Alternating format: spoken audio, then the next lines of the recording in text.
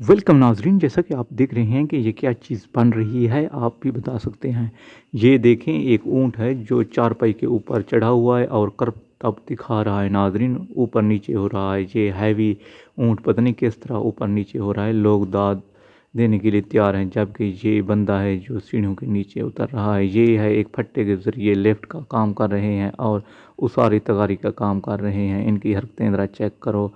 मैं उम्मीद करता हूँ कि आपको ये वीडियो भी पसंद आएगी, जबकि ये एक टेक्निकल वर्क है जो इंजीनियरिंग के तौर पर किया है। आप भी देख सकते हैं कि एक साइकिल है जिसके ऊपर एक इस तरह हाइड्रोलिक सेट किया गया है, जिसको ऊपर नीचे करने के लिए देर नहीं होती और ये फ्लेक्सिबल है।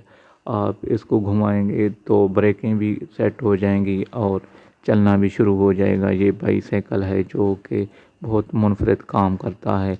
आपसे गुजारिश है कि आप इस वीडियो को एक सेकंड के लिए स्किप ना करें, क्योंकि ये काफ़ी सुपर हिट होने वाली है। ये हैवी मशीनरी है। आप देख रहे हैं कि ये काफ़ी कामों में आसानी के तौर पर इस्तेमाल की जा सकती हैं। ये है हैवी व्हीकल जो कि दीवारों को नहीं देखते, उन्हें फलांग कर चले जाते हैं।